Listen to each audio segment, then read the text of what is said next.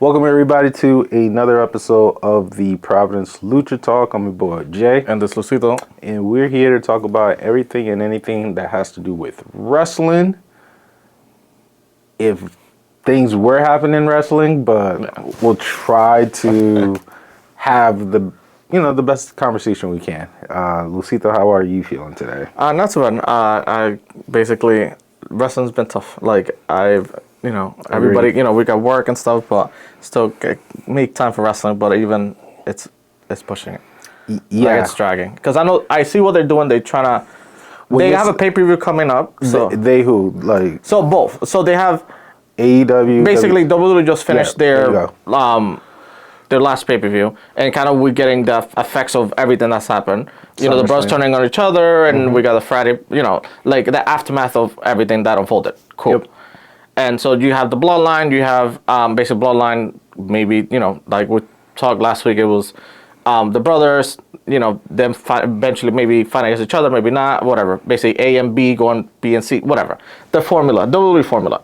Then you have Judgment Day, we don't know what's going to happen because you have JD McDonough, Finn Balor, and basically the three wanting the title. So one has a fast pass, basically lucky ticket, and the other two want something in between. WWE, that's about it. And we don't know unknown things about the tag team situation and also the women's tag team. Who knows? Well, the women's tag team, on the previous episode of Raw, it seems that Piper, she returned with her original name, Piper, and she inserted herself as Chelsea Green's tag team partner, which then it was announced that they'll be defending those titles against, hopefully, my girls, Kaden Carter and Katana, to win back their titles because they're more of a team than what Piper and Chelsea are trying to be. It's like... But that's still sort of an unknown situation. Then you have, in the AEW side, they're trying to give us something because their pay-per-view is coming up all in. Nothing. But... cool, RVD, nice. The week before, cool. I was like excited to. The match was fine for somebody his age, and he still got it. Athleticism wise. Yep. And you could tell the age, but out of everybody who's I guess older or alumni from WWE, I feel he's the one that him and sort of Jeff-ish that still could like do it. Everybody else you could tell like they're still age. Like CM Punk slowed down, Jericho slowed down, even though he still got it. But you could tell there's like Hardy slowed down a lot, dude. The Matt Hardy, Jeff, he still does his moves. It's still more methodical, but he still does his, the classics. Methodical, genius. In comparison to Matt, he's quicker than Matt. Matt is looking like a. Okay, Matt could be slow. He's bored. He's a bored. Matt could be like a snail, but Jeff Hardy is moving like a turtle. It's like age is slowly catching up to him, or the number of body count that he has hit the floor is catching up. So it's like... Yeah. But I would say RVD is kind of like out of everybody, he has kind of withstood some, he still does his thing. The thing about... Okay, so going back to Hardy real quick, right? The thing about Hardy is he's doing his best. And I'm not sure if he's trying to make up time. I'm not sure if there's an agenda for him with the tag team division. I'm not sure if there's something behind the scene that's causing this man to just be a little bit more extreme. And I feel like him, Sting, and other people who were extreme back in the old days, they gotta slow the pace. Like Rey Mysterio, for example. Like Rey Mysterio, great luchador. Nothing but respect for him. But I still can't comprehend why they gave him a title shot when obviously we prefer that Santos Escobar should have been the new champion. Like, his name been popping. They toured the West Coast, Mexico. They did Texas. People show him love. I feel like he has a strong fan base, but it's weird to me that creative decides to go with Rey Mysterio versus Santos Escobar. And keep in mind of this too. Their match, Rey Mysterio was not able to finish. And you're telling me that Santo Escobar get injured. I forgot if it was a attack from the back, whatever. It was Theory attacked him on like his leg or knee or whatever. Right. So Theory attacked Santo Escobar, and then Rey Mysterio get a sensu bean, and now he's energetic enough to. He had 3 weeks. It was before the pay-per-view. So about 2 weeks. Yeah. So all right. So let's give him 2.5 weeks to recover. But he took a sensu beam and boom, I'm ready to win this title. Like that to me does not make sense whatsoever. Honestly, that doesn't make sense to me. But going back to Jeff Hardy is just like I really want to understand what's going on with him in the background. Like for me, Jeff should be more of a coach. He should be treated like Sting, be used only on special occasion. Because like them against the Young Bucks, I get that because it's been a while since those two teams have gone toe to toe. And also that match, it was. I'm gonna say there was no rhyme or reason, but it's just like they already had the Young Bucks and FTR for the pay-per-view that's happening in 2 weeks. Why are you gonna have the Young Bucks go against the Hardy Boys? They're gonna win no matter what. They have to win. They can go to a pay-per-view losing. You know what I'm saying? Like who has to win? The Young Bucks. They won. They beat the Hardy Boys, but it was just like make it count. Like there was something at stake or whatever. But it's like you have 2 weeks. Then it's just like you're not gonna have the people that are going for the championship go into. For me, it just doesn't look right going into a pay-per-view with a losing streak. No, I agree with you that using the Hardy Boys as jobbers for the Young Bucks is a little bit of a hard pill to swallow. Because I said it before, I would love to see the FTR versus the Hardy Boys. I think that's like the one matchup. I'm not sure if it has happened before, but I think that's the one matchup they need to see if they're more of the greatest tag team of the world to face one of the best tag team currently in the business. If it does happen, great. Yeah, because I don't think FTR and the Hardy Boys were when they came back. I think it was New Orleans, but I think there wasn't a ladder match. It wasn't like a one-on-one. They were off. Yeah, but I don't know if what I'm saying. I don't know if that was like the last major championship that the Hardy Boys had together. With FTR being missed out, Hardy Boys were in the scene, and then when Jeff got into a situation again, then FTR came back in the scene, and it's like right now they're both perfectly active, and unfortunately it's not the Hardy Boys who are going to be in All In, because I think crowd wise for nostalgic reason people will go crazy for the Hardy Boys just for nostalgic reason, especially down in Wembley, and it's for a title belt, which to me obviously FTR will win, but you get it done through it'd be too much for a triple threat. Like, it'd be too messy. I wouldn't want to see a triple threat between them. It is what it is right now because, like you said, we don't know fully what's happening creative with WWE or AEW. Both side is just a little bit confusing. It's like you have to pick a person right now and just root for that person and hope for the best. And if that person was Jey Uso, then right there is like, great. Now we're gonna see the CM Punk situation all over again. I quit. I left the company. I'm not coming back. And then I bought a ticket. And then I'm gonna insert myself in the match or blah blah blah. It's like, yes, I feel like now it kind of sucks. So this feels normally it's watered down, guys. But this kind of feels like post WrestleMania thing. Like after all the payout, now it's like, all right, what do we got? It's kind of like a reboot for the company. Because right now Cody Rhodes seems to be having another. It seems like Cody Rhodes might have another match against Dominic Mysterio.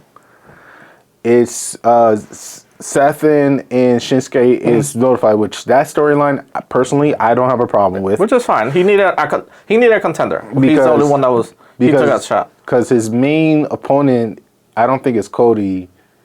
It's not Finn. Who's gonna be Finn Balor main opponent for the belt? You mentioned him last week. Was it not JD McDonough? I don't think so. For what? Was it Cody? because last week we had this conversation of like who is supposed to be Seth's real opponent. So it based for me, it was because either, you were not too happy that Shinsuke injured himself. So for me, it's either Damien, which he got the briefcase, right? Finn again, Cody, or LA Knight. But LA Knight, LA Knight, it was LA Knight. He's kind of stuck at the moment because we had Chad Gable, the IC, which is great. That's IC is set. That story, it's great. It's 2 thumbs So then up. you had this week Otis and Gunther, which is great. You know what I'm saying? Like Gunther kind of going through his friend, and now that's it. They're 1-for-1 when it comes to that's their, good. their It's just now stable. just the main title. Okay, Shinsuke's fine, but like they gotta prepare who's next. So you got Damien on the side just in case, but you don't know what's gonna happen. Alien Knight, it's just him and Miz, and it's just like, okay, like I know he has to not go through Miz, but it's like that's the same way why Cody had to go through Seth, kind of not a benchmark, but kind of like a gatekeeper to the main. I would have Cody versus the Miz would have been preferable for me because it's like right off rip, he's the gatekeeper. You beat the gatekeeper. All right. But he beat Brock Lesnar, so that was he. You know what I'm saying? That's like a different tier. You know what I'm saying? Like that S tier. Like when they, that's like because this is a year after. Yeah. This is a year plus after Cody returned to WWE. So far, Dominique, Seth, Brock have been his main opponents. I don't think there was any other like big names that. Like I don't think he hasn't faced a Shinsuke. I don't think he ever faced a Gunther. I don't think he faced like he shouldn't face McIntyre. Never faced McIntyre or Sheamus like them or Edge. Yeah. If Edge is if he has that legend the one past. he should face. I know he's not available at the moment, but just to kind of like, because he's going through every chapter of his life, kind of like start when he was Stardust and little pieces of him. Roman Reigns. Sorry. Go against Randy Orton, kind of get over the legacy situation. The legacy. Just to like get one over the person that kind of mentor him, kind of get kind of like go through everybody of his like past, and I think that would be great. Like Cody did face Roman Reigns. That's another big name. So those are the top 5. But yes, Randy Orton. Again, not sure what's really going on with him. I thought he was Mr. SummerSlam. Similar to Brock Lesnar, but turns out that's not the case. I would love to see Randy back just for something. Yeah. Because Randy would definitely be more of an eye candy, similar to AJ Styles in SmackDown. Yeah. That's how I see that match was. I feel you saw the match with him and the things on Instagram with him and Karen Cross. That match was tough to watch. I know they're professionals and it's. They probably, I don't know, they haven't worked with each other, but it's now you're seeing kind of, yes, it's live TV, and it's, for me, it's like, I have to realize that they're humans, and mistakes happen, and it's like, and it's choreographed, but it's just like, no indies. Things happen. It's not the indies. But it's tough, because it's like, it's a grander stage, so it's like, people are going to nitpick of like, and you also set an expectation, especially for AJ Styles. Even the match that, what's her name, Trish Stratus and Becky had those a couple of spots that was just like double count out. Yep. But when she tried to when she does her work around on the corner, she had to like retry twice, which great. She kind of recovered, but it was just like it's tough because it's like it's kind of not seeing like a superhero fail, but it's like you kind of I'm kind of glad that you get to see the human side, but it's kind of tough because it's like live TV, so it's like you have literally like 2 seconds to recover. If not, sorry, keep it moving. Like. You gotta keep it pushing. Age is definitely catching up to them, and they're using a lot of 40 years old too. Like Kofi Kingston just turned 42, and luckily he was not in the match on Raw recently. But I think they might come back for the tag team division eventually. Well, because they came back. Who's gonna? Because we don't know the status of Kevin Owens yet. So. Correct. So I think next week they have eventually a match with the Drew McIntyre and Riddle versus the New Day. I don't know how, if that number 1 contender or whatever, because I know everybody else who's a tag team, it's busy at the moment. Because you have Viking Raiders, they got beat. So they're kind of at the bottom of the number one contenders. There's really nobody else because you have Chad Gable, basically one half already in the IC, so that tag team is out of the way. And you have the Street Profit are SmackDown, correct? They're working SmackDown right now. So they're out of the picture. So there's really no and Imperium, but they haven't really been like kind of contending or in the title picture. And even Pretty Deadly's been out of TV for a while. And also Judgment Day. Yeah. Like Damian Priest with Dominique or with Finn would have been a great tag team. I mean, like, if you really want them to have gold, it's like, why not put them in the tag team and championship? They should do like for them to kind of be like safe or like nothing in between. Give them the tag team title to keep them not fighting with each other. Yeah. You also want the tension, but it's just like you have the tag team, but you also have Damian Priest with the briefcase that he'd be like he could be a double champion, maybe. And you know, if Finn just won a belt, a tag team belt, I don't think he has one. I think he. No, I don't think he has one. He has the U.S. Like NXT, he didn't get one. NXT, heavyweight, Universal. The IC, I think he had. I thought it was the U.S. I know he had a mid card. I think it could have been the IC or whichever. But never a tag team. Like this would have been a great opportunity for. But again, creative. I don't get what's going on. I thought Sky Blue was going to be Soraya. But unfortunately, that was a number. That was all the matches was like, why even bother to do a tournament? Like that was a number game right there. Because like I thought Sky Blue would be more favorable, but turns out it's not. So now we're gonna have 2 out of the 3 outcasts in the tournament. Yeah, you have the champion for the final 4. You have the champion already qualified, which is dumb. Like, and then we're gonna have one more person. I think it's gonna be Britt Baker. I think to make it equal to make it 4. Britt Baker versus the Bunny. You think the Bunny's gonna make it? If Sky Blue didn't make it, I don't think the Bunny's making it. We don't know what. Like I think basically it's gonna be everybody just finish out the story between the 4. It's crazy, guys. It's crazy. Hobbs is now, I think it's his premiere in Collision last Saturday. And the Book of Hobbs, it's interesting. Something.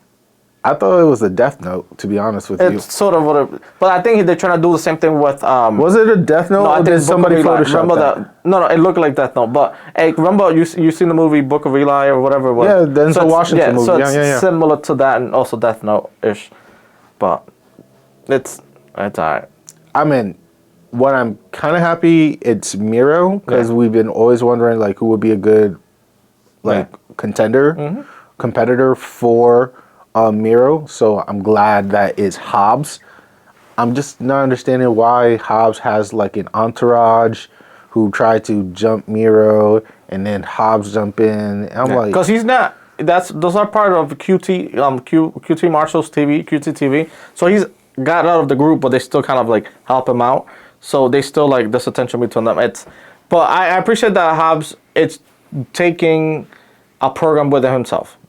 So, like, at least he's doing something and basically literally calling out one of the top guys that is not doing anything. So, at least Miro and him will have a storyline or a match. For Collision State, it makes sense. I'm just hoping it's just a well payout story. Because it seems like Miro's just been working with, like, lightweight. And Hobbs haven't really been doing much. He used the TNT. The TNT, he had the Golden Donut not too long ago. The FTW one he had, Yeah, that's all. Yeah, he had the Sonic Ring, the FTW, and the TNT. He was never a tag team? I feel like he was a tag team with Ricky Stark. He competed with him, but I don't think they were tag team champions. They were never tag team champions. You see? Yeah. Another waste story right there. Guys, it's tough out here. It's really tough. Like we don't know what happened so far with Nick Aldis after the announcement of him transferring to WWE. I read stories that there's a possibility that him and Bobby Roode, Bobby Roode, like when was the last time you heard that name? I don't know. I know he had surgery, so that's why he was recovering. So those two might be doing something together. Again, we don't know the whereabouts of Randy Orton. We don't know. Big E still hasn't come back yet. Big E. So with Big E, it seems that there's doctors have told that he shouldn't come back to wrestling. Like he's good, but they don't recommend it. Yeah. So there's a possibility that he could be part of the commentary team in the near future, depending on how his contract is worked out. That's all I know in detail. But he did pick up a role for an indie movie that's going to be happening real soon. So the man is good so far. Like, I think he's good in that aspect, but I do wish a more speedier recovery for him, but it is what it is. Hijo de Vaquino. Hijo de Vaquino had a match, and unfortunately, when he went backstage, he collapsed, and speedy recovery for him. I mean, not sure the full story yet. All we know is just like, but he's like go, which is crazy. Like sometimes, I don't know. I hope he doesn't change too much, but I hope he changes his arsenal or something to not safer, but it's like there's risk in everything. But somebody of a high flyer and do crazy stunts, like you need to like slow down a little bit. I mean, but he's doing everything in his power to be relevant. You know what I'm saying? Because he's already relevant in majority of the world, but he's trying to be relevant here in the state where people try to, get, make more money, which that's the goal. But it's hard, and you got to do those high risk, high maneuver, like Dante Martin. Yeah. Like, poor thing, still recovering from his ankle from that. Oh my God! I'm already seeing Penzo that whole movement from the table and shit. That was scary, bro. That was scary. But what is it? So Jericho, JS. Who knows what's gonna happen with that? JS. Like. Something that was like hot and like popping when it first started, now it's like crumbling. So it was intentional because it's like as soon as Jericho start doing meeting with Dom, right? Then they started to not bring out JES, or the group still try to be a group but without Jericho. So that's kind of like, I know. And it was eventually going to crumble either way, because you had Tay Conti, she's pregnant, so she's not going to be in TV for a while. Eventually, and I'm not saying Sammy's going to go like FMLA or maternity, but maybe he want to spend time with his kids, so he's going to eventually be off TV for a little bit. Oh yeah, he's going to be out. You know what I'm saying? So then Jake Hager hasn't done anything without Jericho, like tag team or any matches. Nothing. And the two guys basically Daddy Magic and basically I think was it they were 2.0 or something, whatever, in NXT. But they haven't really. They had some matches when they had the weird mixed match, like Franken team tag team division thing. But like they really weren't really utilized. So it's like you weren't doing nothing but them. They was just fillers. So either they need to revitalize something, or like everybody go back to their own thing and eventually get back or something, get the back together. But this is the thing, right? Once you're separated from a group, the only person that's been getting highlights has been Anna Jay. Anna Jay had a title match. Yeah. Unfortunately, we know she lost, but she has been at least more involved in the picture and getting more TV time compared to other members of JES. I agree with you about Sammy. Sammy does seem to be in a position where he's going to be out for 3 months, 6 months. However long he wants. I think he already have enough money stored up with Molt being the 3-time TNT champion. I think they gave about the tag team from the AAA. Remember they were like the mixed tag team. Oh, the mixed. Yep. I mean, like he already got a good fat check, so I think he's good for a bit. It's hard to see what's gonna happen with the Daddy Magic, and why is Homeboy name so hard to remember right now? I completely forgot. Yeah, like, but those two is like they could try to be relevant, but this is why Dark in Elevation was important, because it gave them more creative control of how they want to tell their story. And also like them being on the big screen. The tag team or the trio situation for all two brands, I don't think they're in either picture. Because let's say them two wanted to team up together and Jake Hager make a trio or stay together as a group. They're not beating the House of Black. They might have a chance against the Embassy, but I doubt it because they're holding down Ring of Honor. Then you have the tag team. They're not beating Aussie Open. They just beat Lucha Bros, and kind of like that's the big thing in Ring of Honor. And they're not beating FTR. So they're stuck. They could compete and be contenders, but like there's no like story or nothing for them. And yeah, it's just I guess it needs some of the Jericho magic. I don't know if it's Jericho magic. It's just it's like there's only 24 hours in a day, right? And you could do so much within the 2-3 hour time span that they have airing. It's like, how can you make them build up again? You know what I'm saying? Yeah. Do they go back to Rampage and try to get W's through that show? Do they go to Collision?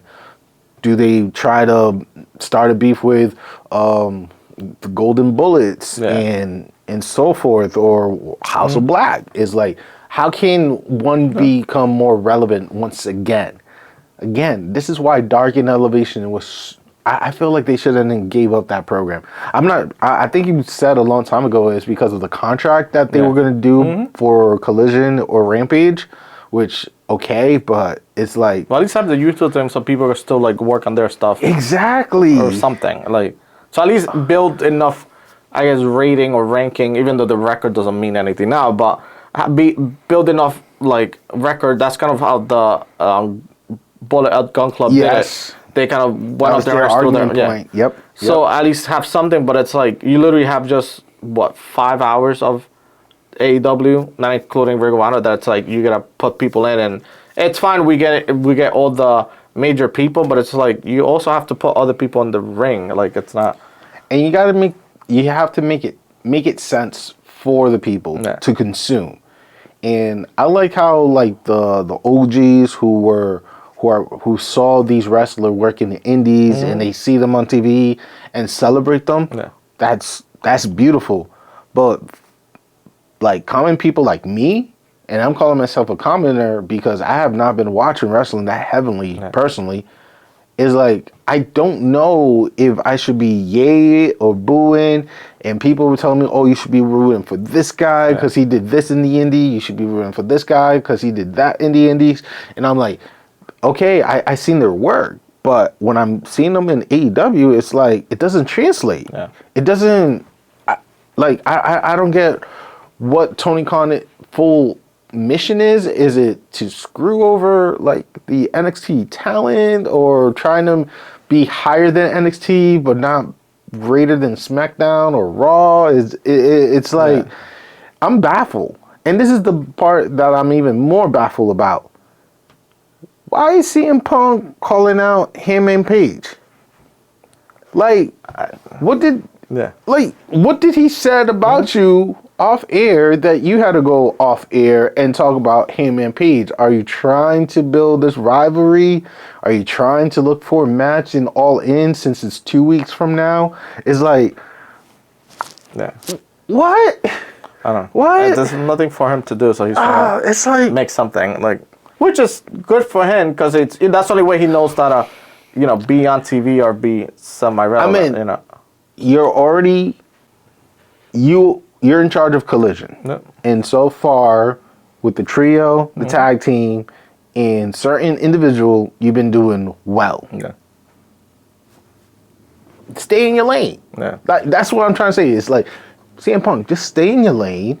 You don't have to bring the elite because you cross out the E off of the real title belt. So why challenge them? It's like this is not like the protagonists have to fight all the generals to get to the final boss type. It's like, no, bro. Like, you gotta. Yeah, he should, and then he also should like finish the story with. I know Ricky Starks can't. He's suspended for whatever for 30 days, but it's just like, what the hell did Ricky Stark do? He whooped literally with a belt Ricky the Steamboat. So that's why, because he was a referee and kind of like not a. But they said that Ricky Steamboat said to whoop him. But there was consent. So supposedly. basically, he's that suspended, suspended for 30 days as a performer. But then he got his manager's license, and now he could still be on TV because he's a manager, not a performer. So I wonder who he's gonna manage or what he's gonna manage. But yeah, and I'm like, you did literally kill 5 minutes of my TV time to say I'm a manager, not a performer, so I could be here no matter what. And I'm like, there's a certain pace. Like, I would like for whoever's listened to this, right, is like, check out like some old Tough Enough, clips, and you'll learn that Triple H explained clearly. It's not about how quick or how you deliver the story, but how the people are involved. Mm-hmm. You know what I'm saying? Like how you tell the story. And even though it's a year vision, 6 month vision, 3 month, whatever the time length is, it's like you need to have these steps to make progress. Right. My world is shooketh right now that a person who won the inaugural Kevin Owens tournament, men tournament, right, had beef with the lead creative of Collision of CM Punk, lose that match, right? He, with consent, whoop a legend, a wrestling legend, on national TV, and now you're telling me he's 30 days being a manager? No, so he got suspended as a performer. He can't be in ring. Yeah, no. So then he got his 30 days. He's going to be a manager. So he could be on TV. That's the only way he could be on TV. Him being a manager. So if I'm like, okay, you're gonna be a manager. Who are you gonna manage? And nobody on Collision unless he grabs somebody. Like I didn't see Kevin. Like Ricky Stark have not walked out with no one. I have not. Because he was with Christian and Luchasaurus, but them two are together, so he can manage them. He can't be with Hobbs. No, that's nobody. Before during the tournament, it looked like Ricky and CM Punk were like cool. Yeah. Mm-hmm. So if she's gonna manage CM Punk now, it's like. But they got beef, so he can't. But remember, like during like the tournament, CM Punk showing the bag, and Ricky Stark looked at it and was like, "Oh my god, that's dope, bro." It's like. What? Yeah, so I don't know, and there's really nobody else that I could think of that he could, be a manager of. He can't be with Hook, because, you know what I'm saying, the FTW situation. There's really nobody else, only he shows up with somebody.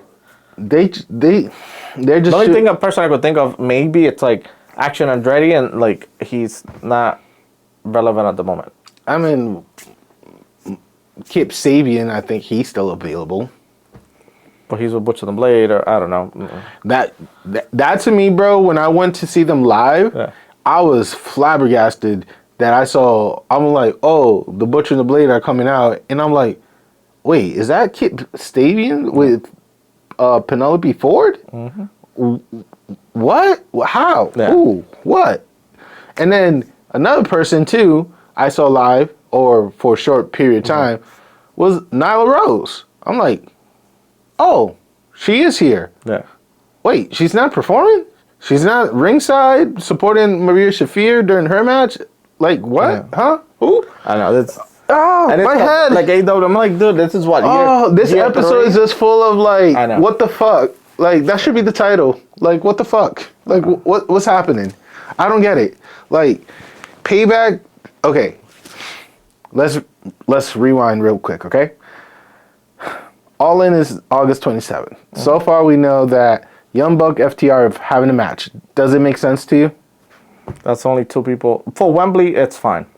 It's the last one, the last one, I think they won one each. Okay. So just get that, So we also have, for the pre-show, we have MJF and Adam Cole versus the Aussie for the Ring of Honor tag team belt. Yeah. Does that make sense to you? No, but they needed something named to... Fatal 4-Way, so far, it's Toni Storm, Saraya, Kushida. Kushida, and whoever... Most likely Britt Baker. Most likely... Does that match make sense to you?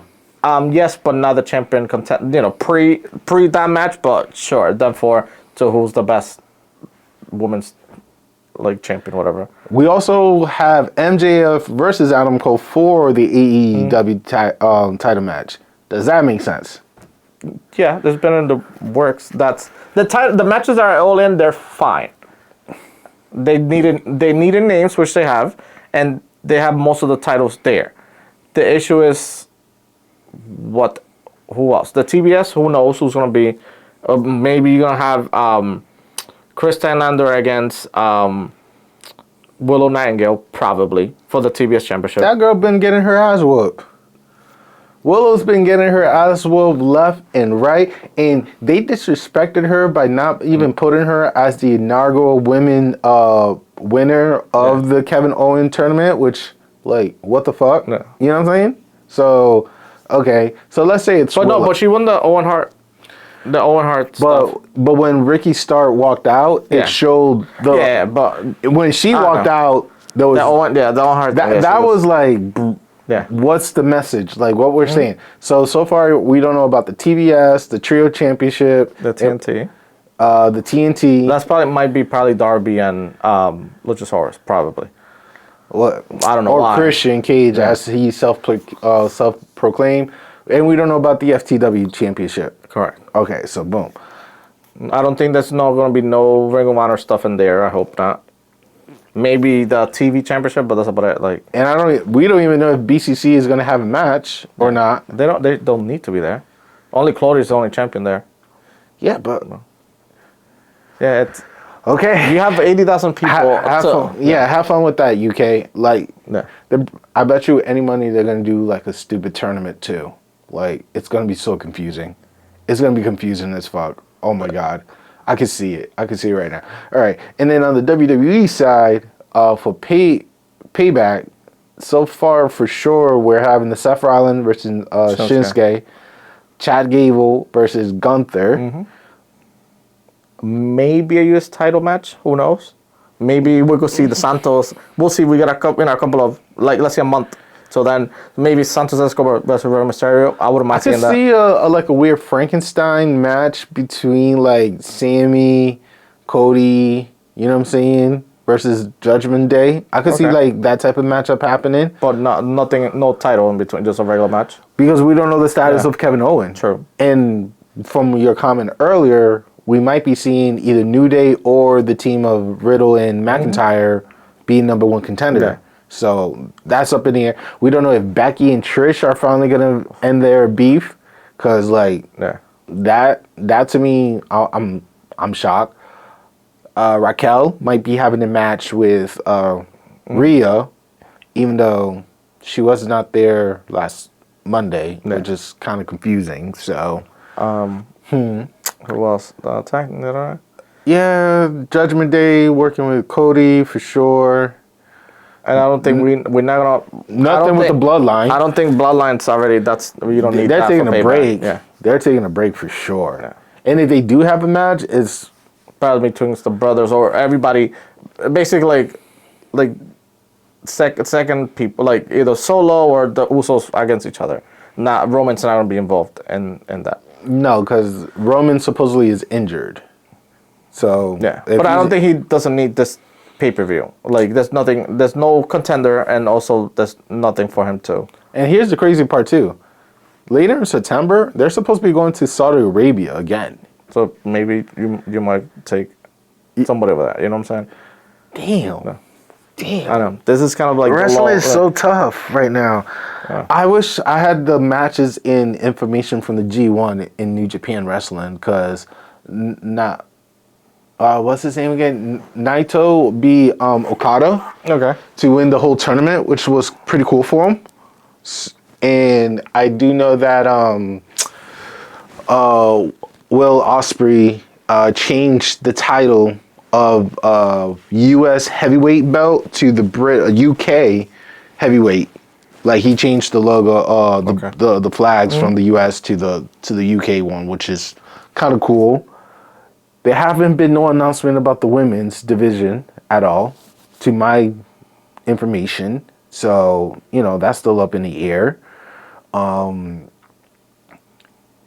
Sonata, people are not too impressed at him being champion. So I'm not sure what's gonna happen with that story. True. On the AAA side, with Aquino, being hospitalized or whatever's going to be the status of his injury, we're not even sure if they're going to do like a number one contender or have him relinquish the belt. You know what I'm saying? It'll be sad, but True. hopefully that won't be the case. Yeah, I feel like now it's like the lull until they don't want to do too much. Because, Payback September 2nd, there's really nothing. Yeah. Because Io is a champion, fine. But we don't know if she's going to defend the belt. Yep. So, because you have Bayley, you have. That's right. Good point. Because basically you have Bayley, you have Asuka, you have Bianca, you have. I thought Bianca. Charlotte. No, but I'm saying those are like the main people, like in the. But Bianca is hurt right now, so right now it's mostly Asuka or Charlotte to see who will face Io. So it's. Such. No. We're in a tough patch, guys. We are in a really tough patch as wrestling fans. Yeah. It's hard. It's hard, but this is something that we signed up for a long time ago when we saw our favorite wrestlers. You know what I'm saying? Again, for me, my wrestling journey started mostly early 2000 during the Attitude Era or past Attitude Era after the match between AAA, Stone Cold and The Rock. And since then, I've been hooked on it. You know what I'm saying? Mm-hmm. That's like, like when Benoit, rest in peace, Guerrero, rest in peace, Saturn and Dean Malenko did the Invasion, and they had their match against D-Generation X for the title in order for them to get a contract for the business. I remember I remember that TV programming like it was yesterday. Yeah. It was really good. Like, do you remember what got you hooked? Well, I don't know. For me, it was I don't know. I watch all the stuff in Puerto Rico, so it's like I watch. Basically, I feel like now thinking back about it, I seen mostly everybody who kind of recovered or like kind of redid their gimmick going through Puerto Rico, because that's kind of like the farming system going through Puerto Rico, getting called back up. So I seen the Flares, but mine was like Carlito Colon, Shane Starr, what's his name? There was like Bronco 1, 2, and Vader 1, 2, and 3. So that was Vaders. Wow. Like that was like everybody who came from the States over. You had like Scott Hall and them, but when they were like recovering an injury, they go through Puerto Rico and stuff. So they get a push. But it's just, I don't know, it's funny. But I used to watch WWE kind of like on like repeat or kind of like syndicate, like like the Saturday program. Yeah. So I used to watch Saturday, but it used to be like Monday. I think it used to be SmackDown and Raw, but like back to back on a Saturday. So it used to be Puerto Rico from 11 to 12. Then it was from 12 to 2 was AAA and at CMLA. Then it used to be from 2 to 5. Used to be like all the recap and stuff. But it used to be, I think it used to be more entertaining because it used to be the Spanish commentator, so you get more. It's like watching soccer in English and Spanish. Oh yeah, a lot of energy. You get more and more like story about it. But yeah, like WCW and like I think I started sort of when WCW sort of got bought. When like basically everybody moved over from WCW over. Oh, Booker T last match for him to bring the belt over. Sort of like when he brought everything over. So then, yeah, but it's just like it's just I don't know. It's been an interest or something kind of like basically a consistent TV show for the past, for me, like, I don't know, 25, 26 years. Yeah. And I was off of wrestling after, I'm going to say college. I took a break from it. And that's when mostly they were trying to do a lot of like the Raw versus SmackDown. And Rick was still active. Randy was still young before I think before the big match between like Cena versus Randy Orton, like that story was played out over and over and over and over again. And then I kind of went back to it about like 2016. I remember 2016 because that's when, Dean was getting the big push. Seth was already turned. Roman was just. I feel like they need something. Roman was well protected. Yeah, I feel by like himself. At the moment, they need something. Because I know the AEW try to bring people from WWE, basically, and like the crowd over to AEW, cool. But either show needs something to like entice. So I know they had Total Divas, but you bring a different crowd or like eyes into their shows. So have like a Total Divas or like like Tough Enough or something of that nature to like make it seem like an easy transition, or have people, I don't know, for AEW you have the football team, not have the quarterback or something, but like have football fans merge into WWE fans and vice versa, or something to like cross brand. Because I know they're trying to begin with Shaq and they had Mike Tyson, you know, like they try to do things like that, but it's just like there's nothing interesting to like bring more eyes to the problem with that, and I'm not sure if it's mostly, you know, the scheduling that they have, is like in order for like Jacksonville to be more like full and dedicated fan, it's like you got to do more show in Jacksonville. Like you need, they have the Daily Place. That's what they worked during COVID because they were like there, like. Yeah, so it's like NXT has their location in Orlando, or if it is Orlando, it's like they should have done something similar to be like, okay, we're in Jacksonville. Yeah. Jacksonville is AEW property, blah, blah, blah. You know what I'm saying? Spice it up, you know what I'm saying? But, you know, with them touring and stuff, it's like they're learning on the spot, on the go, and they're trying to, you know... Because do something out of nothing. Because I know, for example, like AEW has NXT and has evolved. It's not NXT. It's like people that are like super green. Now it's like they're semi-developed and like now they're getting more ring time. Before it used to be like you could tell people weren't like trained at all. Like literally just create your character, go throw whatever sticks, cool. But they need something. I feel like either have like, you know how football have Hard Knocks or something to like get people engaged, that like something different. Because Cody had his documentary, and it was good. I have you seen it? No. I think it's worth the watch. It's people like I'm on Twitter, and people on Twitter are always mentioning the documentary and thanking Cody, and Cody's right. So there's personal interaction from there. I know that Mia Yim is like trying to do her thing with the TikTok. That's translating over, even when she has like Kathy Kelly and Rhea Ripley in the background. It still spice things up. You have the New Days who are using like current event situation, like what happened in Alabama. They brought it to Raw and be like, yo, move your boat.